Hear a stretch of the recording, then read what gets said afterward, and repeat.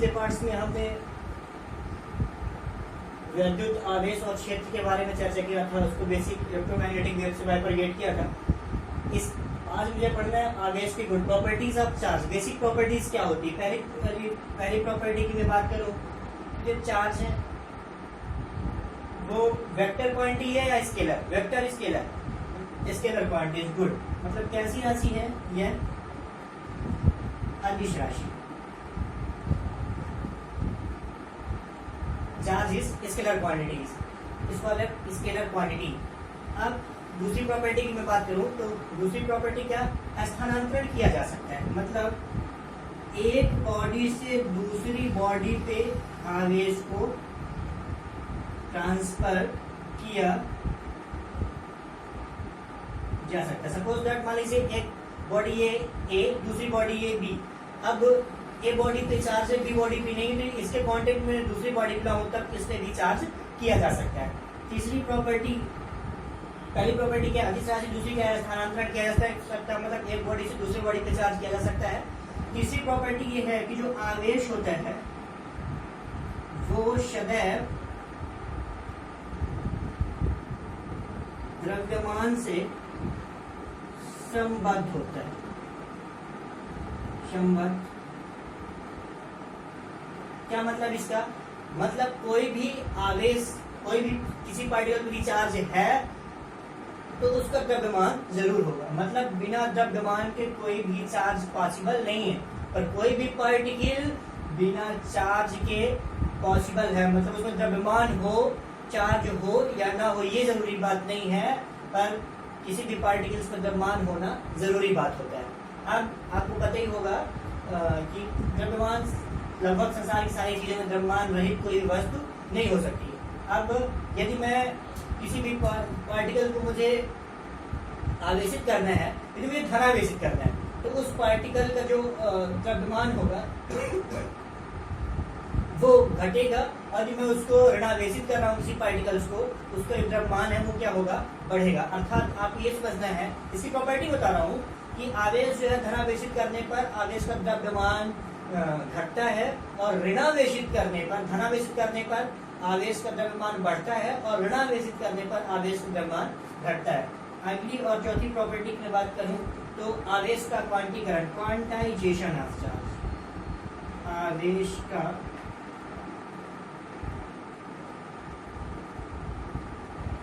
क्वांटीकरण, आवेश के क्वांटीकरण से क्या मतलब होता है कि जो चार्ज होता है वो एक बॉडी से दूसरे बॉडी पे पूर्ण गुणज के रूप में स्थानांतरित होता है। मतलब एक चार्ज जा सकता है, दो चार्ज जा सकता है, तीन चार्ज जा सकता है, चार जा सकता है, 1 2 3 4 5 6 7 डॉट n तक जा सकते हैं। पर ऐसा नहीं कि एक आधा चार्ज जाएगा, डेढ़ चार्ज। मान लीजिए एक बॉडी हो गई ए, दूसरी बॉडी हो गई बी। मैंने इस बॉडी से इस बॉडी पे 10 इलेक्ट्रॉन ट्रांसफर किया, ठीक है, यहाँ से यहाँ पे चले गए। और यदि मैं बोलूँ कि इस बॉडी में यहाँ से यहाँ 1/2 इलेक्ट्रॉन ट्रांसफर करूं, या 2/1/2 इलेक्ट्रॉन ट्रांसफर करूं, मतलब 1.5 इलेक्ट्रॉन 2.5 इलेक्ट्रॉन इस पर ट्रांसफर करूं, तो ऐसा पॉसिबल नहीं। मतलब क्वांटाइजेशन, क्वांटा मतलब होता है क्या? पैकेट्स। क्वांटा मतलब पैकेट्स। पैकेट्स में भी आपने देखा हो, मान लो कोई लड्डू की पैकेट्स हो गई, उसमें 10 लड्डू होंगे, 50 लड्डू होंगे, 100 लड्डू होंगे, 200 लड्डू होंगे, पर ऐसा तो नहीं 1.5 लड्डू होंगे, 2.5 लड्डू होंगे, ऐसे तो पैकेट्स में नहीं होता। मतलब 1 दर्जन है, 2 दर्जन, कितना भी हो, मतलब पूर्ण गुणज के फॉर्म में होता है। अब यदि मान लीजिए एक बॉडी से इस बॉडी पे क्वांटाइजेशन से मुझे किसी बॉडी पे कितना चार्ज है और कैसा चार्ज है इसका ही पता चलता है।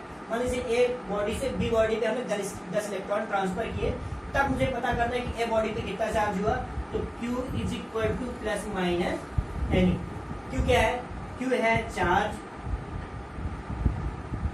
E क्या है? Charge of electron. एक इलेक्ट्रॉन पे जितना चार्ज, एक इलेक्ट्रॉन पे कितना चार्ज? 1.6 × 10⁻19 कूलम्स। और N क्या है? Integer multiple of electron.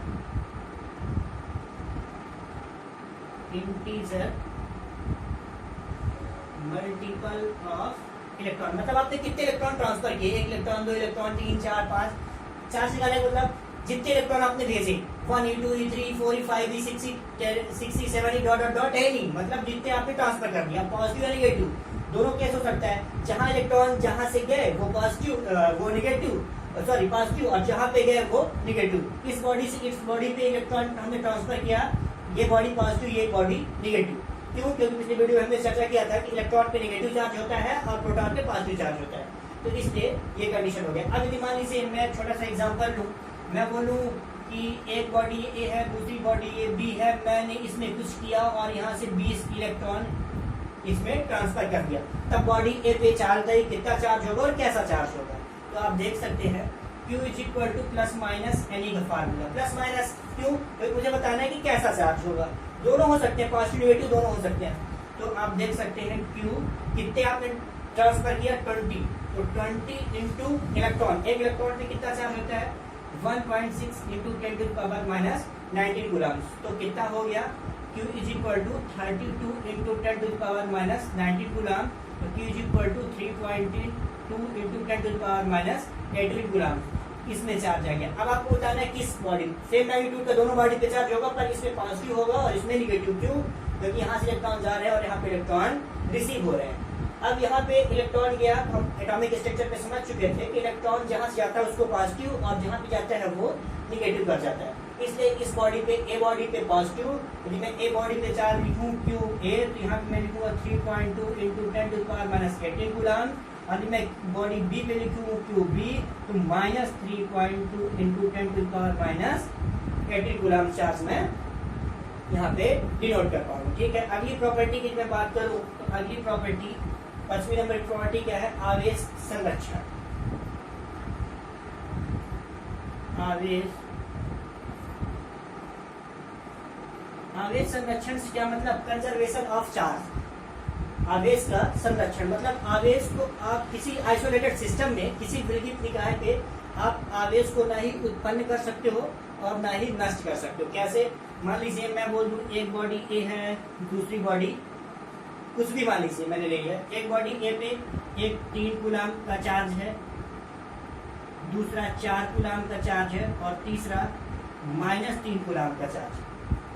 अब मैंने इनमें आपस में कुछ किया, इंटरसेक्शन कुछ भी हमने किया और यहाँ पे आ गया -2 चार्ज, यहाँ पे आ गया -1 चार्ज, तो यहाँ पे कितना चार्ज आएगा। अब देखें यहाँ पे टोटल चार्ज कितना हो रहा, 3 -3 4, तो -4, मतलब टोटल चार्ज कितना हो रहा है 4 कूलम्ब। अब यहाँ पे -2 -3, तो -2 और -3 का -3 अपन को कितना चाहिए, कंजर्वेशन का मतलब यही होता है, संरक्षण होता है किसी आइसोलेटेड सिस्टम में, मतलब आप ना नष्ट कर सकते हो ना ही उसे प्रोड्यूस बना सकते हो।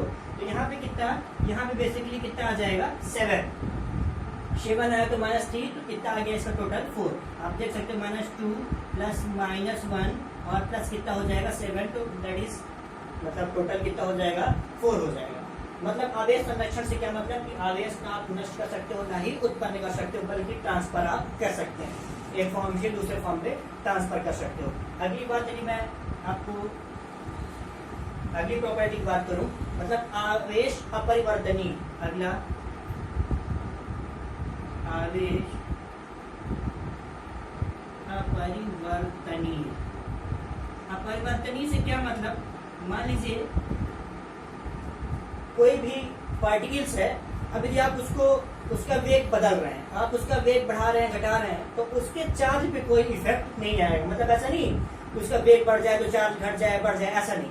वेग बढ़े या घटे, चार्ज में कोई परिवर्तन नहीं होगा, मतलब चार्ज जितना है उतना ही रहेगा। अगली प्रॉपर्टी आवेश अपरिवर्तनीय है, आवेश संरक्षण। अब यदि एक चर्चा में और छोटी सी इंपॉर्टेंट चर्चा करूं कि आवेश की सबसे छोटी इकाई होती है smallest unit of the charge, मतलब सबसे छोटी इकाई, सबसे छोटी इकाई। तो आवेश की सबसे छोटी इकाई क्या होती है, इलेक्ट्रॉन। क्या होती है, electron. Smallest unit of the charge, smallest unit of the charge is electron, मतलब इलेक्ट्रॉन से छोटी कोई यूनिट नहीं होती। इसीलिए यहाँ पे क्वांटाइजेशन ऑफ चार्ज पे इलेक्ट्रॉन को हम और अधिक पार्टों में तोड़ नहीं सकते। क्यों? क्योंकि मेरी सबसे छोटी यूनिट क्या है, इलेक्ट्रॉन। इलेक्ट्रॉन से छोटा तो आधा इलेक्ट्रॉन नहीं हो सकता, 1 इलेक्ट्रॉन 2 इलेक्ट्रॉन 3 इलेक्ट्रॉन ऐसा जाएगा, इसीलिए क्वांटाइजेशन ऑफ चार्ज होता है। अब सबसे छोटी इकाई क्या हो गई, इलेक्ट्रॉन्स। अब इलेक्ट्रॉन से भी छोटी यूनिट्स अब खोज दिए गए, उनको हम बोलते हैं क्या, क्वार्क। इलेक्ट्रॉन छोटी यूनिट क्या होती है, क्वार्क। पर अपने लिए भी क्या मानना है, अपने लिए सबसे छोटी यूनिट मतलब smallest unit of the charge is electron, अपने लिए क्वार्क नहीं मानना है। मतलब सबसे छोटी इकाई पर आप जानते हैं कि इलेक्ट्रॉन से भी छोटी यूनिट होती है क्वार्क। मतलब आप ऐसा कह सकते हो कि इलेक्ट्रॉन, प्रोटॉन, न्यूट्रॉन से भी छोटी जो यूनिट्स होती हैं वो क्या होती हैं, क्वार्क्स होती है। मतलब 2 या 3, 2/3 ई, मतलब इलेक्ट्रॉन से भी छोटी 4/3 ई, मतलब ऐसे करके होते हैं क्वार्क्स की जब बातें करें तो आप ऐसे बोल सकते हो जो प्रोटॉन और न्यूट्रॉन से वो लगभग ऐसा होता है 3 क्वार्कों से मिलकर कितने 3 क्वार्क से मिलकर 3 क्वार्क से मिलकर प्रोटॉन और न्यूट्रॉन बने होते हैं। 3 क्वार्क से मिलकर प्रोटॉन और न्यूट्रॉन, 3 क्वार्कों से मिलकर प्रोटॉन और न्यूट्रॉन, 3 क्वार्क से मिलकर 3 क्वार्क बराबर 1 प्रोटॉन और 3 क्वार्क बराबर 1 न्यूट्रॉन, ऐसे को बोल सकते हैं। मतलब प्रोटॉन और न्यूट्रॉन से भी छोटे होते हैं। अब क्वार्क कितने प्रकार के होते हैं, क्वार्क 2 प्रकार के होते हैं।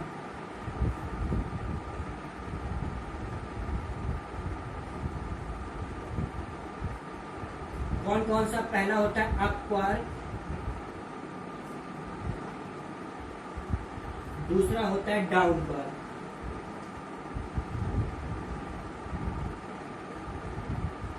अप क्वार्क में क्या होता है, पॉजिटिव 2/3 ई आवेश होता है,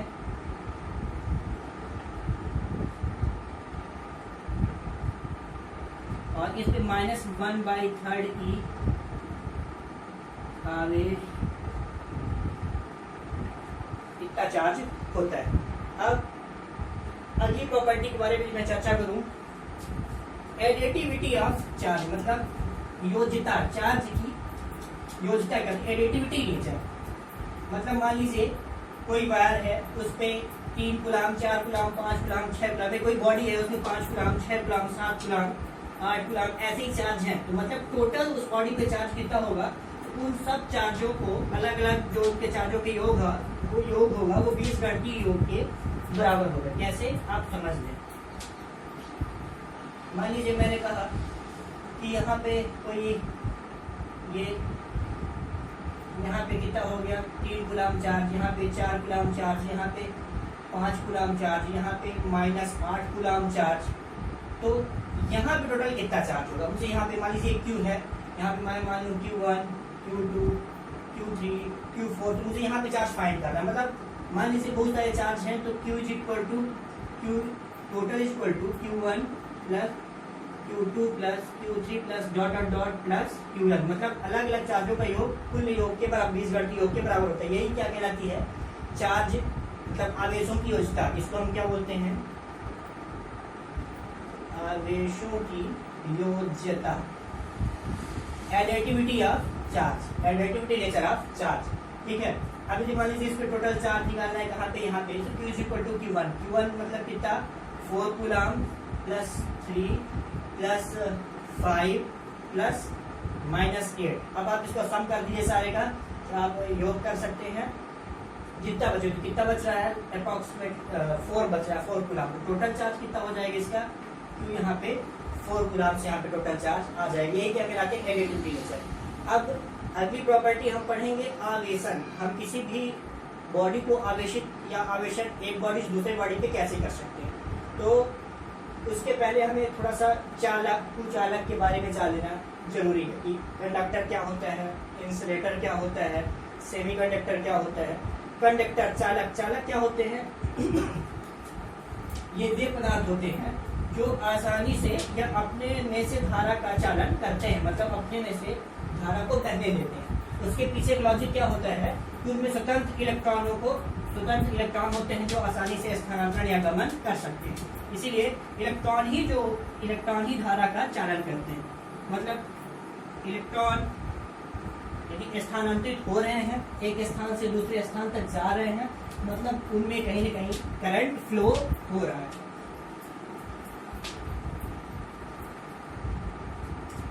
आप देख लें चालक और कुचालक।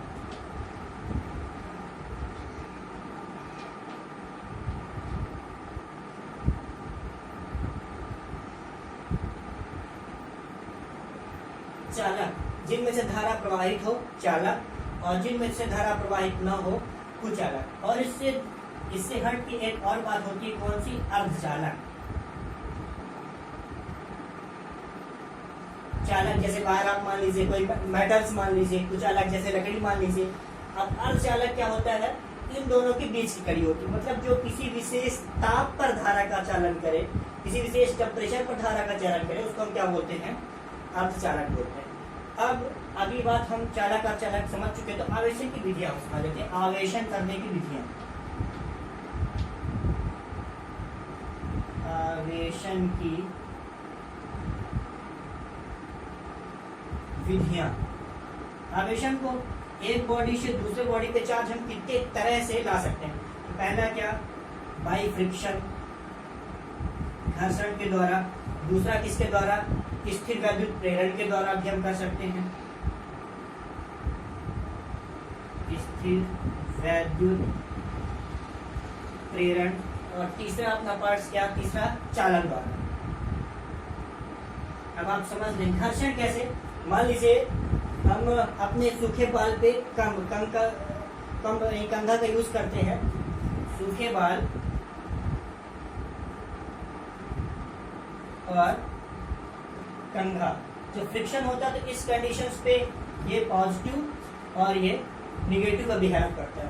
अब मान लीजिए कांच की कोई छड़ हो गई, कांच की कोई छड़, और दूसरा आप ले लें कोई लकड़ी पार्टिकल्स, कोई कपड़ा, तो वहां पे उस कंडीशन पे कांच की छड़ पॉजिटिव, सेकंड कंडीशन पे निगेटिव हो जाएगा।